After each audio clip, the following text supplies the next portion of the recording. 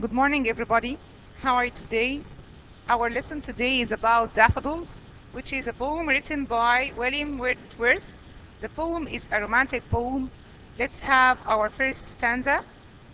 I wandered lonely as a cloud that floats on high over vales and hills, when all at once I saw a crowd, a host of golden daffodils beside the lake, beneath the trees, fluttering and dancing in the breeze.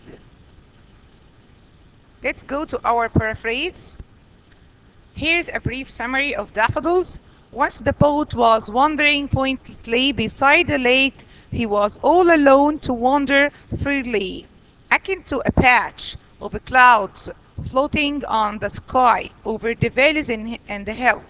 Suddenly he could view a large number of daffodils gathered by the sides of the lake. They were shattered under a growing tree. The daffodil resembles the color of gold, according to the poet, and the airy breeze made them wave and dance, rejoice and happy. Let's continue our paraphrase. Okay, the poet, however, couldn't estimate the number of the daffodils as they spread along extensive side of the lake. Daffodils is a commonly growing flower. The line, a host of golden daffodils, needs a special mention since it unveils the poet's thoughts. William Wordsworth associated the color of richness gold to his common flowers. Now we're gonna go to our booklet and have the figures of speech on page 87. Here, the figure of speech number one, simile. I wander lonely as a cloud. The poet links himself while walking alone to a lonely cloud in the sky. Number two, personification, fluttering and dancing. Personification, we said before that the poet is compare an object or a plant to a human being.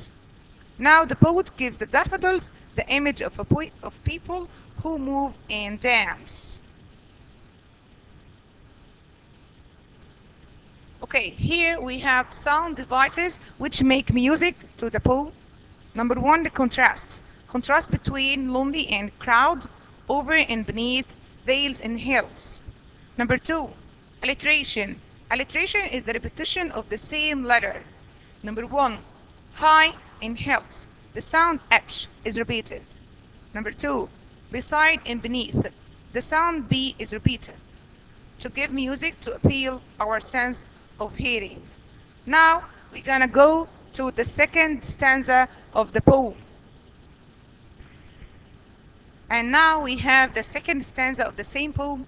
Number one, no, continuous as the stars that shine and twinkle on the Milky Way. They stretch it in never-ending line along the margin of a bay. 10,000 saw I at a glance, tossing their heads in a sprightly dance. Let's see our paraphrase. Now the paraphrase, they resemble akin to innumerable shining stars that one could see in the night sky in the form of a Milky Way. And we see before the Milky Way is a kind or a shape of the stars in the sky. The poet made an instant glance. He could see myriad of daffodils waving their heads as if they were rejoicing and dancing out of alacrity. Here, the figure of speech of the second stanza, number one, is simile. And we see before it's a simile because we have an equipment which is as. As the stars, the poet links the daffodils to stars. Number two, personification. Tossing their heads in a sprightly dance, the poet gives the daffodils the image of people who rise up their heads in dance. The sound or the music in the poem, number one, alliteration. The and that. The sound is repeated to give music to appeal our sense of hearing. Thank you for listening. And our homework for this session is page 91, exercise number 5.